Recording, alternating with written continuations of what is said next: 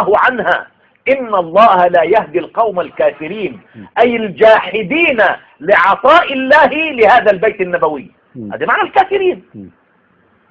أم يحسدون الناس على ما آتاهم الله من فضله فقد آتينا آل إبراهيم الكتاب والحكمة وآتيناهم ملكا عظيما. الله الله.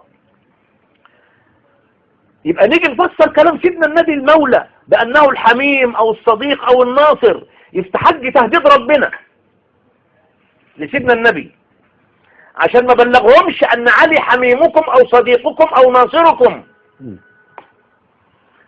بهذه المعاني التافهة الساذجة الساقطة. لا يوزن الموقف ولا يطابق الكلام مقتضى الحال. ده اتهام لربنا كمان ان مش عارف الحال ايه. انما نفسر معنى المولى بان علي هو مولى على الامة كولاية رسول الله عليها تماما.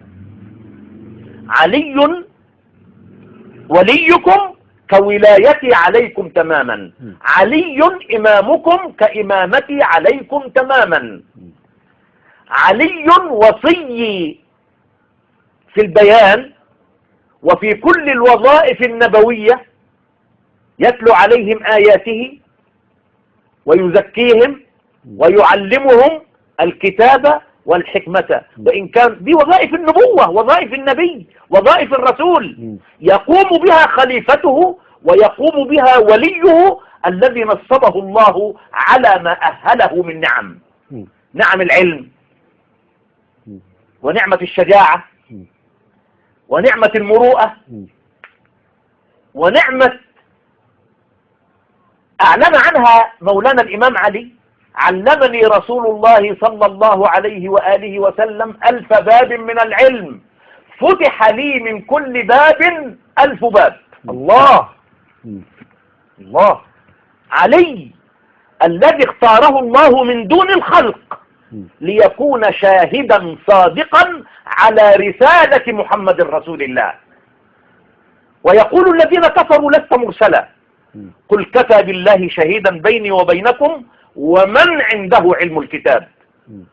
الله يقول: قل لهم كفى بالله شهيدا على أنك رسولي حقا ومن عنده علم الكتاب. المفسرين قالوا ايه؟ قالوا هو عبد الله بن سلام. بقى واحد يهودي أسلم، سواء حسب إسلامه أو فسد إسلامه، اختاروا أن يكون عنده علم الكتاب، وآنفوا أو استنكفوا أو استكثروا أن يكون ربيب رسول الله هو من عنده علم الكتاب الذي قال فيه مولانا رسول الله: علي رباني هذه الأمة. يعني علمه رباني، أخلاقه ربانية، علمه لا يسعه علم، كما قال عبد الله بن عباس: أعطي علي 9 أعشار العلم وعند جميع الناس بقي العشر العاشر، والله إنه لأعلمهم بهذا العشر العاشر. الله الله الله الله. يبقى من عنده علم الكتاب بكل هذه الصفة نقول عنه أن يكون حليفكم إنما كل هذا لا يصح أن يكون تبريرا لخطأ من أخطأ وتجاوز وتعدى على اختيار الله وتعدى على اختيار رسول الله. يقوم عشان أبرر لواحد أخطأ وتجاوز وتعدى أقول لا، ده مش معناها كده، مش معناها أن يكون الخليفة، لا مش معناها أن يكون الإمام، مش معناها أن يكون المرجع العام، مش معناها أن يكون الحاكم، مش معناها أن يكون رأس الأمة في السياسة والحكم والحكمة والتعليم. ومن هنا فسدت أحوال الأمة وتمزقت، لأنه هناك حديث عن سيد الخلق رسول الله صلى الله على حضرته وآله يقول: علي مني بمنزلة الرأس من الجسد. رأس النبوة علي، رأس الرسالة وعلم الرسالة علي، بنص القرآن مش من عندي. ولقد أرسلنا نوحا وإبراهيم وجعلنا في ذريتهما النبوة والكتاب. طب سيدنا علي وسيدنا النبي منين؟ سيدنا إبراهيم. من سيدنا إبراهيم. قرآنا، مش برضه تاريخ ورسالات ونسب. إن أولى الناس بإبراهيم للذين اتبعوه وهذا النبي والذين آمنوا والله ولي المؤمنين. الله. نص. نعم. أولى الناس بميراث إبراهيم الذي أعطي النبوة والرسالة والخليلية والإمامة. إني جعلك للناس إماما، قال ومن ذريتي، قال لا ينال عهد الظالمين، إشارة إلى الظالمين الذين ينقمون على أهل البيت وأهل بيت النبوات أنهم أعطاهم الله الملك والملكوت والحكمة والكرم. تمام. فيقوم الله تبارك وتعالى يقول هؤلاء أكثر من المصدقين إلا الذين آمنوا وعملوا الصالحات وقليل ما هم. فبدأ الله تبارك وتعالى ينفي عن الكثرة بأنه لا تنال عهد الإمامة ولا تنال عهد الله. فمولانا الإمام علي لا تفسر المولى إلا أنه ولايته كولاية رسول الله على الأمة، وأن ميراثه هو ميراث رسول الله، وأن إمامته هي إمامة رسول الله، وأن كل وظائف هذا الإمام وهذا الولي إنما هي امتداد لوظائف سيد الخلق رسول الله على أمته. هذا الموقف والبلاغة واللي تحكم نفسر معنى المولى بمعنى إيه. تمام. أحسنت. الحقيقة السادة المشاهدون، معنا الآن اتصال تليفوني من الشيخ جمال شرابي الداعية الإسلامي. السلام عليكم شيخ. وعليكم السلام أستاذنا، كل سنة وحضرتك طيب. أستاذ الحضور. الله أكرمك الله. أهلا وسهلا. تتابع معنا الحلقة من البداية.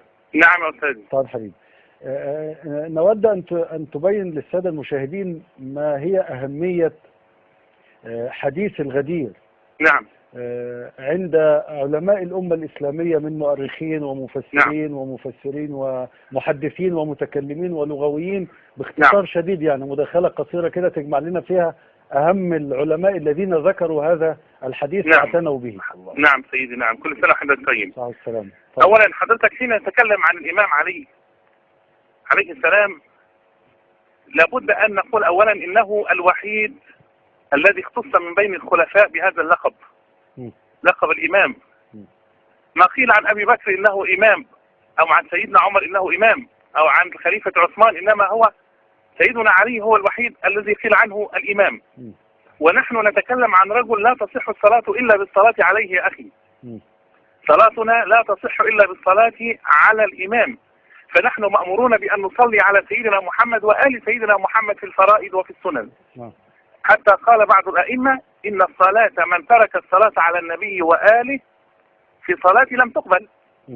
ويأتي في مقدمة آل البيت الإمام علي وزوجته وولده، وهذه إشارة في منتهى الخطورة، لأنه أخو النبي عليه الصلاة والسلام، وهو الذي أول من صلى من هذه الأمة بعد النبي، وهو عليه الصلاة والسلام الذي قال في الإمام أنت مغفور لك. وهذا حديث صحيح موجود في مسند الإمام أحمد والنسائي وابن حبان. حديث الغدير أخي المسلم حديث سمعته الأمة التي كانت حاضرة في حجة البلاغ وحجة التمام مع حضرة النبي عليه الصلاة والسلام، حجة تمام الدين وإكمال النعمة. ولم يكن حديثا في خلوة أو كان حديث نجوى، وإنما كانت نماذج الأمة كلها وأكابرها حاضرة لتبلغ عن رسول الله صلى الله عليه وسلم الذي كان يقول بعد كل جملة نبوية اللهم هل بلغت اللهم فاشهد. فهذه حادثة موثقة معتمدة. إذا حضرتك نستطيع أن نقول إن حديث الغدير خم هو حديث النبأ العظيم، حديث الولاية الكبرى، لأنه حديث تواصلت حلقاته واتصلت أسانيده منذ عهد النبي صلى الله عليه وسلم والصحابة والتابعين إلى يومنا الحاضر إلى ساعتنا هذه.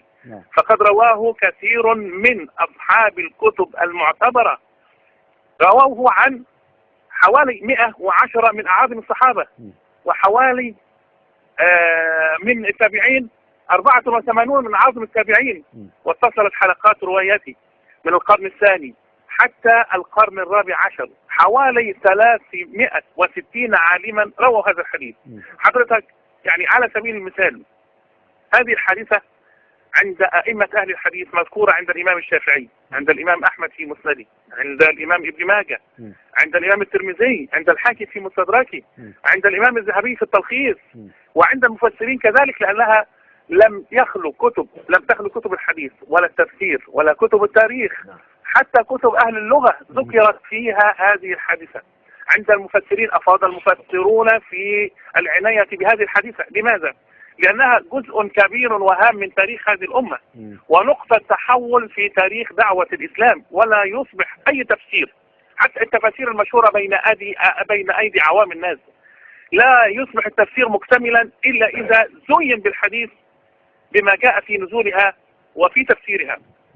وعندنا حضرتك كتب التفسير المعتمدة بين أيدي عامة الأمة، تفسير الإمام ابن كثير، تفسير الإمام الطبري، تفسير الإمام القرطبي، كل هؤلاء العلماء الأجلاء ذكروا هذه الحادثة. كذلك حضرتك لأنها جزء من التاريخ لا يتجزأ، جزء هام من تاريخ الدعوة الإسلامية، فقد ذكرت كذلك في كتب التاريخ. ذكرها ابن عساكر على سبيل المثال في تاريخه، ابن الأثير في أسد الغابة، ذكرها ابن كثير في البداية والنهاية. حتى حضرتك عند عوام الناس، عند عامة الناس، هذه الحادثة مذكورة ومحفورة في ذاكرتهم. يعني حضرتك بالحديث لا بالحادثة، فإنهم حين يذكر الإمام علي فذكره يستدعي ما يحفظونه في عقولهم من قول النبي صلى الله عليه وسلم: من كنت مولاه فعلي مولاه، اللهم ولي من والاه وعاد من عداه. ويذكرون أيضا قول النبي صلى الله عليه وسلم في حضرة مولانا الإمام علي: لأعطين الراية غدا رجلا يحب الله ورسوله ويحبه الله ورسوله، في وجود كل الصحابة الأكابر. فيا أخي ليس بعد الحق إلا الضلال. وأشكر سيادتك على إتاحتك لهذه الفرصة لي، وجزاكم الله خيرا. بارك الله فيك فضيلة الشيخ جمال شرابي الداعية الإسلامي، أشكرك على هذه المداخلة القيمة.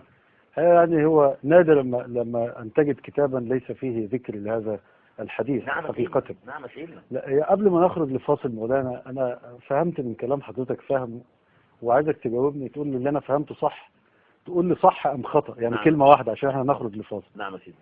يعني أنا فهمت من كلام حضرتك في معنى من كنت مولاه فعلي مولاه، حينما يقول رسول الله: الله مولاي. نعم.